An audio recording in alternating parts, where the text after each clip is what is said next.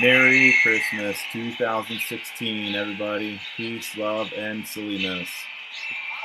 I'm here in my studio in Denver, Colorado. This is Chris Hoover coming to you live from all along the Watchtower. I felt it would be appropriate, since today is Christmas, to just give a little bit of history about myself and how I got from my childhood days to here, 49 years later. I started writing sometime around 2000, but backtracking further than that, ever since I was a young boy, I was always exploring, whether it was the woods and the creeks and the valley and the waterfalls around my house in Pennsylvania where I grew up, or on a metaphorical realm of Bigfoot, witches, ghosts, Loch Ness monsters, anything to do with anything slightly taboo or mysterious. I was always interested in those things all throughout elementary, middle school, high school, and then after high school, I just lived life for the next 10 years and slowly figured out who I was. And 9/11 happened, and that was a huge catalyst for me.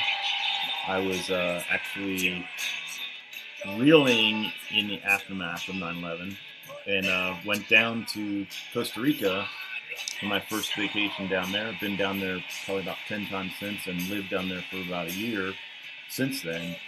But I came out of Costa Rica feeling inspired, enlightened, liberated, if you will. Um, Sense that there was some kind of magical energy down there. I really do believe it's a vortex of creative, mystical energy, and I've written about that in depth in my books. Imagine Freedom and the sequel, Freedom Lives. Anyway, getting back to 9/11, I was kind of living in the dark back then. I still was drinking the Kool-Aid like a lot of people still are. And thankfully, one of my friends led me to a website, which was, of all things, David Icke's website at that time.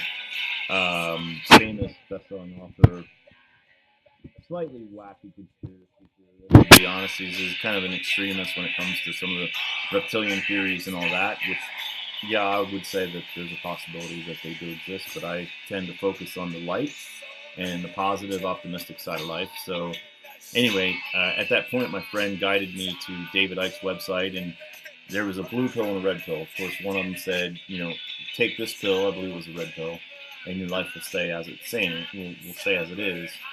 And take the blue pill, of course, you just click on it, and you'll get to see how deep the rabbit hole goes. Of course, stole that whole imagery from The Matrix. Me being the curious soul I am, I of course clicked on the blue pill, and then there was this recording, supposed recording, I'll say, of a radio dispatcher that was on board a aircraft carrier, U.S. Navy aircraft carrier that was off the coast of New York City about an hour before the first jet ever slammed into the first tower.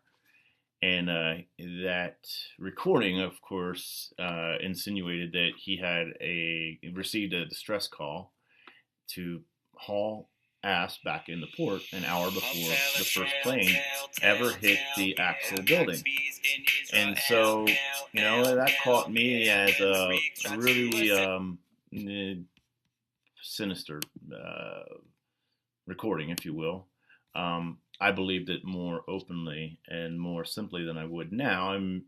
But nevertheless, it was a caveat that led me to start investigating 9/11, and I did so in depth for the past, in one way or another, for the past 10 or 12 years. I honestly, for the first 5 years after 9/11, I really was obsessed with it. I mean, you could show me an article, a video, a website, anything of the sort, and I would follow and read and research sometime to the wee hours of the morning. And I was just that curious and that slightly obsessed, I guess, of 9/11.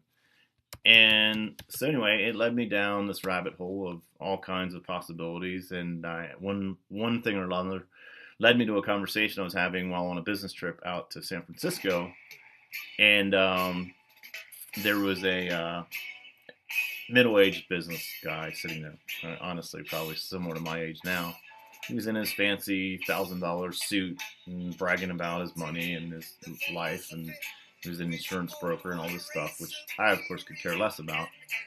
And one thing led to another, and I started rambling on about 9/11, and I started going down this rabbit hole of factual information, at least what I assumed was fact.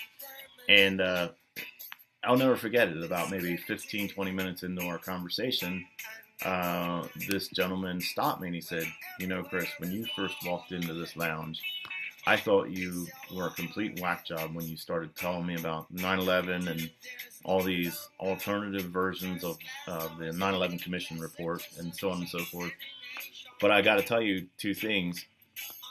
You speak of these theories very literally, and it's interesting to me. And you're also obviously very passionate about what you believe in, so please keep on going."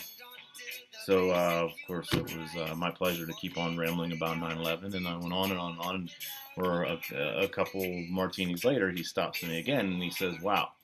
He goes, "Now you have me hooked. Hook, line, and sinker. I'm going to go home. I'm going to research this website and this website I told him about. And I'm actually going to tell my wife all about this because she's even more conservative than I am. And she'll listen to me, at least at face value. And so now, though, I have a question for you." And he stopped me and he said, "My question is, so you have all this knowledge, you have all this passion, what are you going to do about it?" And I thought about it, and of course, since then, my life and my ideals and my motives, my direction have changed a lot since that moment in San Francisco, those 15 years ago or so. But I looked at him straight in the eye, and I said, "You know," and I wish I would have saved his business card because I don't remember his name. I'll say his name was John. I said, "You know, John," I said, "I'm going to go down to Costa Rica, buy some property, and get the hell out of Dodge. That's what I'm going to do." And he looked me straight in the eyes, and he said it very directly. He said, "Well then, Chris, you're not part of the solution. You're part of the problem." And it kind of blew me away. I mean, it was basically like being called out. And I got back to my house in Virginia Beach, and a week or so later, I was sitting there thinking about, wow, this conversation was really a caveat. It was very alarming and very enlightening at the same time. And what could I do? And I'm sitting there watching TV, and I thought to myself, well, one of your best assets or attributes is your imagination. I've always had a very, very vivid imagination. So I started writing my novel, Imagine Freedom. And that journey took me down this rabbit hole, this path. For 10 years, I traveled back and forth to Costa Rica.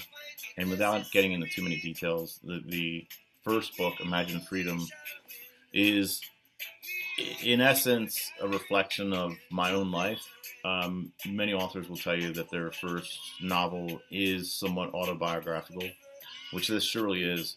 But mine's set in a very metaphorical, almost lucid type of setting where it's also relevant to a dream that I had about when I was about 18 years old. And it goes back and forth from pieces of that dream to actual real live footage where I found the exact bay, I found the exact mountain valley where that dream took place 30 years later when I went down to Costa Rica about 5 years ago, and I lived down there for about a year. I met a yogi slash sage who's become one of my best friends, John Chapman, who inspired me and guided me and kind of took me in as a second son, if you will, when I was down there. Kept me out of trouble, to be quite honest. And showed me his beautiful mountains and his valleys and his waterfalls and this cave that is behind the waterfall. It's more like a cavern, big, wide open, sun-filled sanctuary, if you will, which a lot of the footage of the chapters of Imagine Freedom and Freedom Lives, a sequel, speak very definitively and expressively of the cave and the shamans and the Indian rituals that used to take place down there, and that actually took place during my journey and during some of the chapters of the book. Um, so, but anyway, I'm kind of jumping around here, but the broad brushstrokes. I was led to Costa Rica, finished my book about a year later, which was January 2012. It was published. You can find it on Amazon. Imagine Freedom. You can go to the website shortly. It's being revamped right now. Imagine-freedom.com. Both novels are there. Both Imagine Freedom and Freedom Lives. And bottom line, those are the two of the biggest accomplishments in my life so far. I was writing them while balancing other projects. I was formerly a sales executive in the corporate world, which I can say I've finally permanently stepped out of that world. Um, and I've done that for many reasons, mostly philosophical reasons. The fact that I now know I need to realize and focus and manifest my journey, which is writing, and hopefully I can manifest a platform where I can help other people to go through a similar journey if they're interested in doing that, of waking up and realizing that this reality, this westernized reality, this consumer reality that we're taught is normal, is really simply a bunch of bullshit. I mean, it really is. And that there's so many better, more liberating, more fulfilling, more gratifying ways to live, and more happy ways to live, if you will. And so, segueing past those novels in the past, they encompassed about the past 15 years of my life. I've been working on a cartoon series called Ganja Gonya, which was inspired by cannabis being legalized in Colorado. And I am a moderate consumer of that medicine, and it's definitely helped to inspire me at different points of writing and other points in my life. But it's not a substance I engage in every day, and to each his own, of course. But it is a part of my life. And so Ganja Gonya was inspired with the fact and the knowledge that it creates a lot of colorful moments. To me, it does open it opens the door to some other dimensions at certain times, and in certain ways has helped me to be more creative in certain moments, and that helped to inspire the family of characters from Ganja Gonya, which encompass a wise old sage, which was inspired by John down in Costa Rica, and then a practical joker by the name of the Trippin' Chicken. His name pretty much says it all, but he takes great joy in poking fun and silliness every moment of every day that he can. And then Gonzilla, you can check him out on YouTube already by YouTubing Ganja Dragon. Gonzilla is our weed-breathing dragon master, who instead of going around and destroying the world like Godzilla did, he goes around and spreads his magical smoke, his magical breath on everybody, and for one reason or another, they all end up smiling after they've inhaled his magical breath. And then there's a couple other characters worth mentioning. There's Pot Dog. He's going to be coming out with his own brand of CBD and or possibly THC infused dog treats. We'll see where the path of the twisted minds of the DEA takes us with their scheduling, the illegitimate recent scheduling of CBD into Schedule 1, which is that's a whole other can of worms. I won't even get into that right now. But anyway, Pot Dog, Trippin' Chicken, Gonzilla, Sage, Grape Ape, Pro Obama. And there's a couple other ones that are missing right at the moment, but those are 5 of my favorite characters of Ganja Gonya.